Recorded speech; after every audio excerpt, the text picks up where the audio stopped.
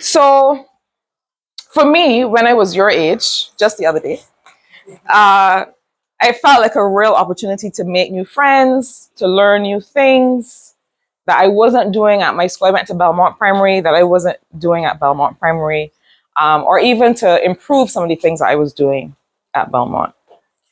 But I'm going to say a few things before we get to, I want to hear from you, before we get to some questions and things that you want to say to me or ask me. And my talk is going to be short this morning because I want to hear from you.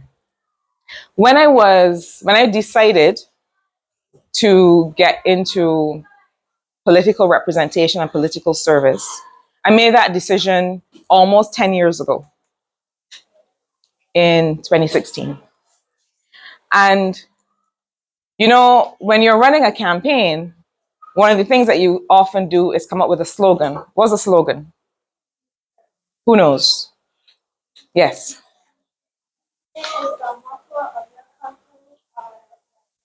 Yes, it's the motto of your company, your business, your campaign. It is about what you believe, what you want people to know about you, right? Right. So I spoke to some people, and I spoke in particular to a very good friend of mine who had been my boss before. And I said to her, I need to come up with something that you think represents who I am, but also that represents what I want to give to people, right? Represents who I am, but also represents or describes what I want to do for people if I'm elected. And she took about 10 seconds. She said, your last name is Cattle? Care, commitment, courage. She said it straight off the bat. I don't know if I've ever told this story because I think people think that I came up with this slogan, but it wasn't me. Um, and for her, she thought that these were the things that described me in her experience. And she also thought that there were the things that were important if you were going to represent people. Who remembers the 3 C's that I just said? Yes. Courage. Uh-huh. I thought you remember these. All right, you got courage. Yes. Care and commitment. Yes, exactly. Care, commitment, and courage. And so I just wanted to say a little bit today to you about why I think those things are important. I think it would be very difficult for me to ever abandon that slogan because it still represents what I want to do and be for people. So let's start with care. I think whenever you move on to a new place, whether it's a new club, a new sports team, one of the things that's important for you to show is care. Why do you think care is important? Yes, at the back in the corner. Care is important.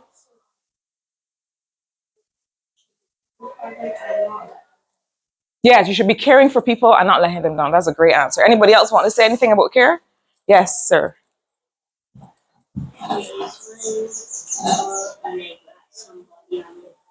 When you don't neglect somebody, when you don't make fun of them, those are perfect definitions of care. It means that you help to carry people along if they're having difficulty, or you think about people in the decisions that you make, right? You think about people in the decisions that you make. So for example, if you've just had a snow cone, or we shouldn't be having snow cones, if you've just had a bottle of water, if you've just had a bottle of water, and you have to make a decision once you've finished about where to put the bottle, right? Now, if I have care for people, I'm going to think, I don't want to drop the bottle on the ground because one, somebody else is going to have to do what? Come along and pick it up. Two, what else? Yes, sir. They might walk and slip on the bottle. What else might happen? Yes. It pollutes the environment. Anybody else? That's what you were going to say, right? Yeah. So you're creating work for somebody else. So you've done something and then somebody else has to fix it, right? Or you may harm somebody. Somebody may pass and slip on a bottle. Or it may end up in a drain, right? It may end up in the ocean. It may harm a turtle. It may block the drain so then there's flooding. All of these things can happen. But if I have care for people around me, if I have care for the environment, then what do I do with that bottle? Yes. You can recycle the bottle. Great. That would be ideal. Or, yes, ma'am. Dispose of it in the nearest. Dispose of it in the nearest bin. Right? So that's an example of showing care for the people around you, showing care for the environment, and making sure that every action that you take considers other people, right? How do you think that when you go to your next school that you can show care?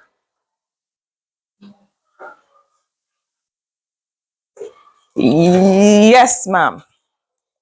If somebody doesn't have a snack, you could share with them. If somebody doesn't have a snack, you could share with them. That's a perfect way to show care. Yes. Make friends with other people. And what does friendship mean to you? Yes. Sorry, I know you were answering the last question about showing care. No, that's a perfect one. Thanks for that. Don't vandalize the tables. Don't vandalize the buses. I could get you all to go around and give this talk to all the other schools.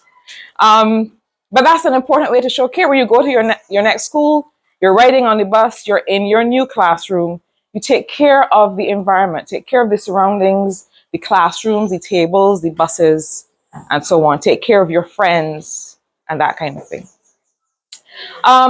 So we have care, we have commitment, we have courage. So we talked about care. And these, for me, are the important ways that I try to live. And I'm suggesting to you that these are some of the ways that when you go to your next school, or when you go to your sporting team, or when you play football or netball or cricket or whatever you play, that these are the ways that you can show care. The second part of the slogan is commitment. Who knows what commitment is? Yes, ma'am. Trying hard. Trying hard, trying hard. That's one way to describe it. Trying to get, yes, ma'am. Keep trying. Keep trying even if you may fail once or twice. That is another great description. Yes, ma'am. Never stop trying. Never stop trying. Yes.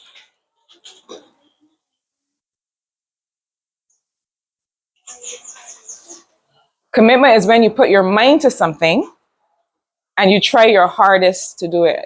Y'all logged in with us at the back there? Yes? Both of you gentlemen in the back? You still following? Good. So commitment is when you keep connected to and trying something, even though it might be what? Difficult? Even though you may not, even though you may not succeed the first time around. But why do you think it's important to have commitment? Yes, in the corner?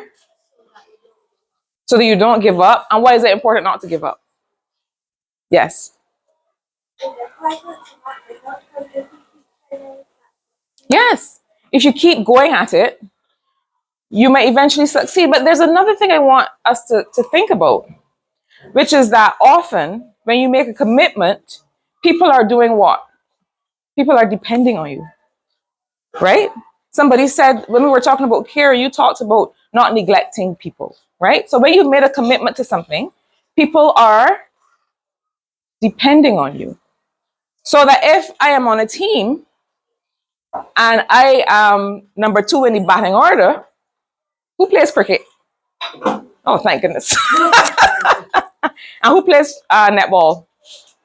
Great. Any footballers? Anybody plays anything else? Tell me what you play. You play volleyball and lawn tennis. I wasn't so good at those, but anybody else? Yes?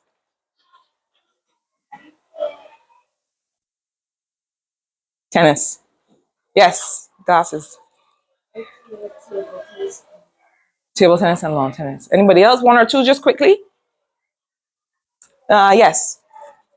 Roll tennis. Great. Yes, sir. In the middle. Roll tennis. You enjoy it? Good. Yes, sir. Oh, you do track. What events? 800. Good, good, good. I was not very fast either. But it's important to have commitment because if you're on a team, if you've qualified for an event and you have to show up at NAPSAT, right? Somebody's depending on you to show up, right? The rest of your team is thinking, well, this might be a medal for us. Or if you play cricket, you either have to bat, you got to bowl, you got to field. As a matter of fact, if you're playing cricket, somebody's depending on you to get under that ball. If it's hit high and do what with it? Catch it. Get that wicket, right? So commitment is important, yes, so that you keep trying to do whatever it is, but it's also because a lot of the time people are depending on us. And teamwork is important everywhere, right? Not just in sports. Where else is teamwork important? Let's hear somebody that we haven't heard. Yes. At school? Mm-hmm. Yes, ma'am. At your workplace, yes. We're projecting far. Sorry, I can grab one of these, right? Um, at school, in your workplace, but how? Give me an example of how you might be called on to be part of a team and what you might have to do. In the back there? Mm-hmm. Relay race. What about outside of sports? Anywhere else? Yes, ma'am. You might be calling a team for a project. A project. You have a yes, Ty. A spelling bee, exactly. So that yes, any activities, correct. And so if you don't show up, then people will be disappointed, and then the success that the team was looking forward to, you might not have. So it's important to stay committed. For me, that commitment means to stay committed to the people that you represent. So we looked at care, we looked at commitment. What's the third one? Courage. So what does courage mean? In the corner? Say that again. Louder, louder. Not being scared? Is that what you said? Okay. That we're gonna come back to that. Not being scared, he said. Yes, sir. When you stand up for something important, exactly. Yes, sir. Ah, say that again. Courage is when you do something difficult, although you may be afraid.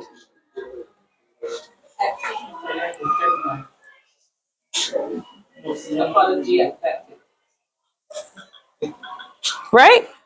So you said that courage is not being scared. And I understand why you say that, right? Because we think that you're only courageous when you feel big and brave. And that's good. It's good to feel big and brave, but sometimes you are scared. And it's okay to feel scared. It's okay to feel nervous, right? But sometimes you have to do something important on behalf of other people, or you have to stand up for something that you believe in, even though you're scared or even though you're nervous. You know, anybody in here performs on a stage at any time? Right. Dancers, singers, choir, you all perform on stage, right? Yes. In a play. So I spent a lot of years dancing, right? When I was younger. Well, up to recently, actually. And I also spent time in musical theater, which is you have a play in which you sing, you dance, you act, you might play an instrument, right? Anybody plays an instrument? Anybody plays piano? Steel pan? Guitar? What else? Yes. Violin? Yes, sir. Drums? Yes, ma'am. You play violin in the back? Drums? In the corner? Saxophone. Oh wow. Yes. Yes, sir. Recorder. The keyboard. Keyboard. You got a nice big voice. Yes. The violin. Violin in the corner. Guitar. Oh, like hear it strong. No, guitar. I play guitar too. So I remember going to London. So most of the places I had performed before, usually in Barbados, once or twice in the Caribbean. But then I moved to London and I was part of a group of dancers, a company. And the first time I had to go on stage, I looked out from behind the curtain and there were so many people. And you know, what sometimes happens with these things is that somebody's going to write about it in the newspaper. And opening night is a big night. Because if opening night, somebody writes something that's not so nice, then people might not come for the second night and the third night. And I remember thinking, just before I was about to go on stage, why on earth would I put myself in this situation? And you all ever had butterflies in your stomach? You got butterflies in your stomach. You all ever had palm sweating? Yeah, palm sweating, you're gonna keep doing like this, right? But the thing about those nerves, is that those nerves are also energy, right? Those nerves are also energy. Like it gives you a little buzz, even though you're nervous. That ever happened to you? You get a little buzz, even though you got butterflies in your stomach. That never happened to you. It's just nerves. But you go out. You have the courage to step out there and show people what you're capable of, right? Even though your hands are sweating, and even though you have a little butterfly in your stomach.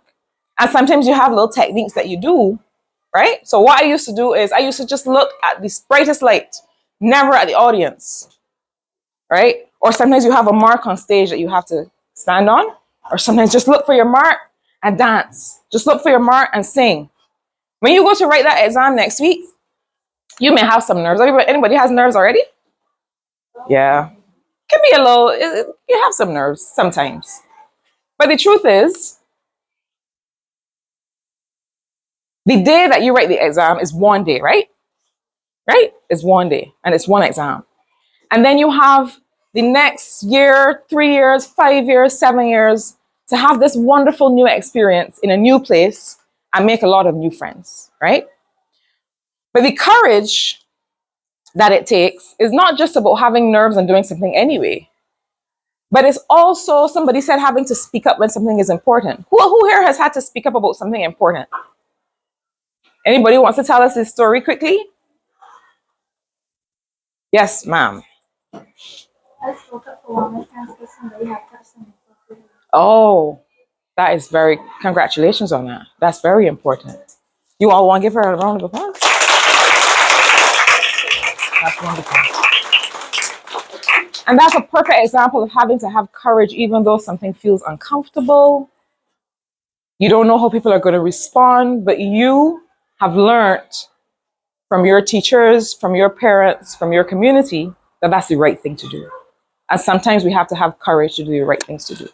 So for me, those are the things that over the last several years of my life have gotten me through difficult positions. And there's some of the principles.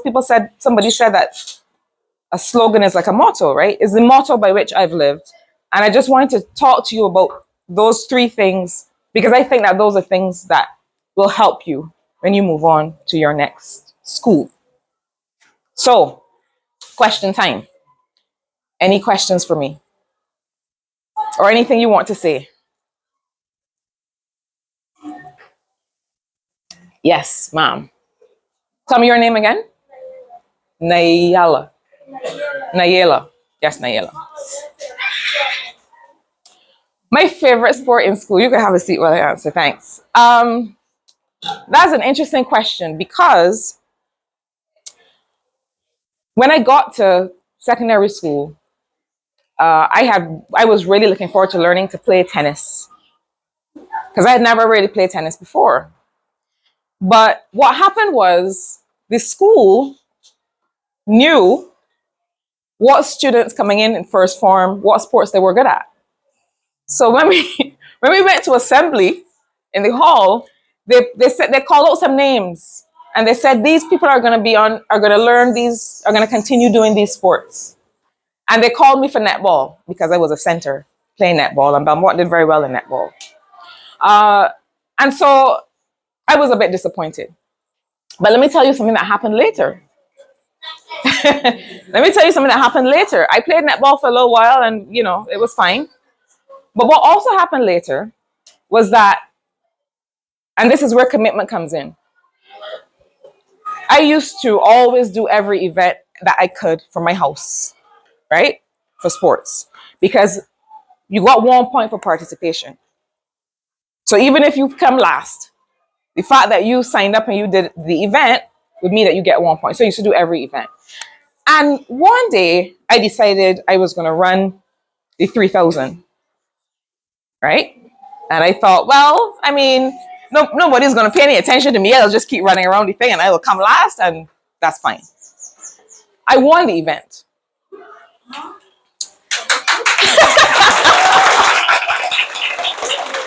much, much to my surprise, because I just kept running. And then I looked around and I realized that the girl that always won the event I was passing her, and I thought, oh, well, this is interesting. And then I realized that I enjoyed running. So sometimes, I know that's a roundabout way to answer your question, but that's how I discovered that I really liked distance running, and I took it with me and did it in other places. So the favorite thing that I discovered that I like to do when I was at secondary school was running. Any other questions? But my favorite sport to play right now is football. Let's hear from, yes. What school did I go to? I went to Harrison College. I don't know why y'all. I don't know why y'all are clapping for that. I tell me your name. Say, stand up. I can't hear you. Help me. Jatori. Jatori. Thanks, Jatori. Look, I know that we still have a system where everybody thinks of a school they want to go to, and people think that because of the system that we have, certain schools are seen as very desirable schools to go to. But let me tell you something about my experience at Harrison College.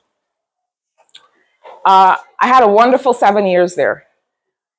One of my favorite parts of going to Harrison College, though, is that it was in town, right?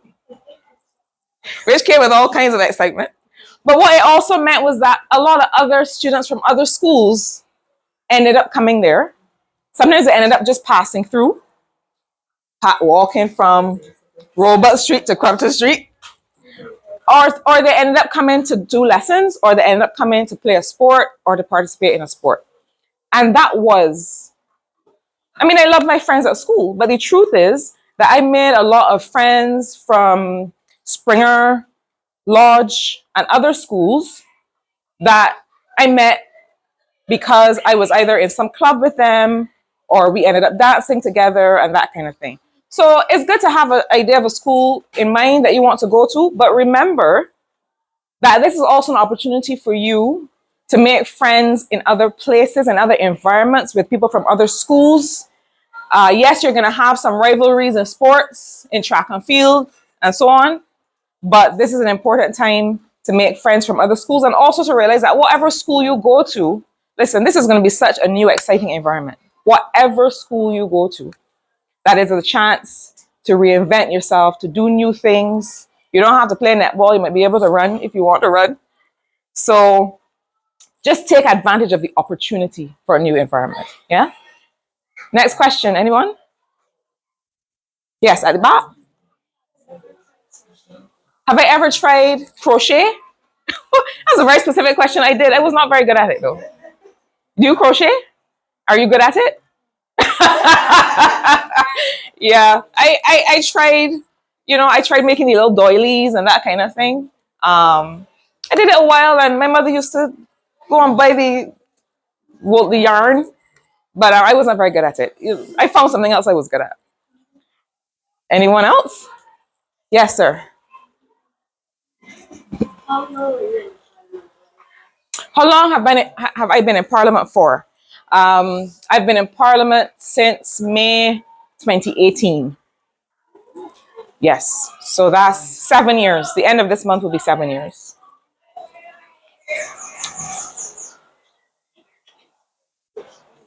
Any more questions? Yes, at the back. Oh, good question. How was the 11 plus for me? It was fine. To be honest, I was looking forward to the weeks afterwards at school where you had a little bit less to do, getting ready for graduation. I was looking forward to that part. The 11 plus for me, my mother said to me, uh, go do your best and everything will be fine. And I felt quite relaxed. I went, I did my best. Um, and I don't think there were any surprises really on the paper. It was pretty much what I expected. And yeah, it was all right. How do you think it will be for you? You don't know? You feel nervous? Yeah.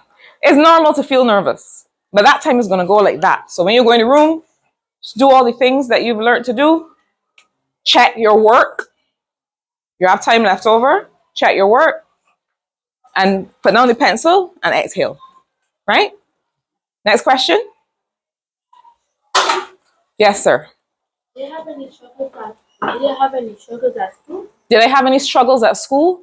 Oh, that's a great question.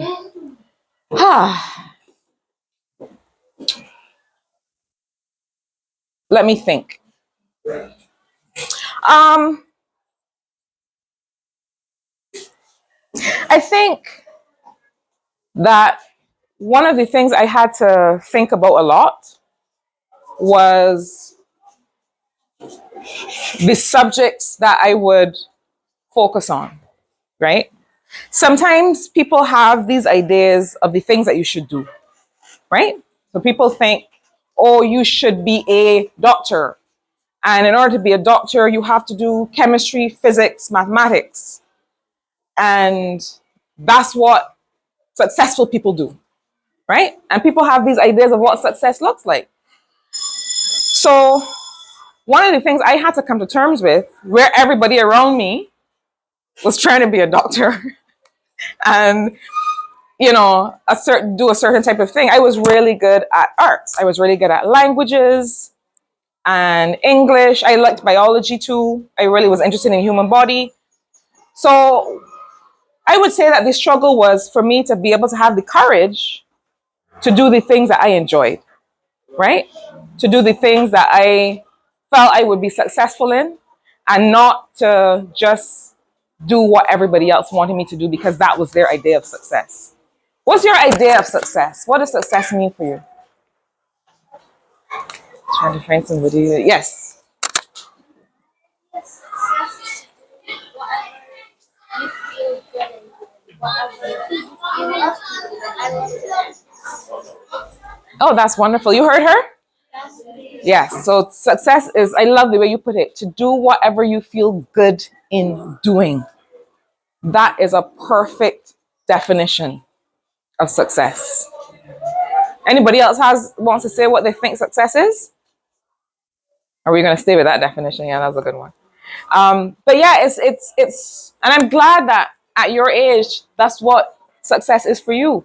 So to answer you, I would say that the struggle sometimes can be finding your path, doing what you feel good in doing, versus what other people want for you. I think we're going to do the last question now. Oh, there, it might not be the last. Okay, I see 4 hands, 5. Are we going to do them quickly, quickly? Let's start here and go around. Yes, ma'am. What was your favorite color? My favorite colors continue to be green and blue together. So I usually put green and blue together. It has always been that way. Yes. Have I ever tried playing basketball? Yes. Not with a lot of success though. I played netball and netball felt a little bit more comfortable for me. I like basketball. But you see, the hoop always looked really far from the ground. right? That's how it looked to me. You like basketball? Good. You keep playing basketball. I like to watch it. I know the sport very well. I'm not I'm good at dribbling, but I'm not good at shooting. Next one. Say that again. You do long distance as well. Okay, good.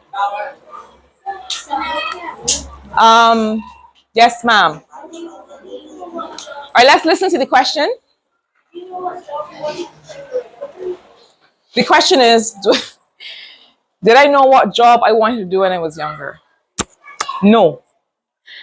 So let me put it this way. When I was your age, I wanted to be a journalist. I wanted to write or go on air and talk about the news. And I still enjoy writing to this day.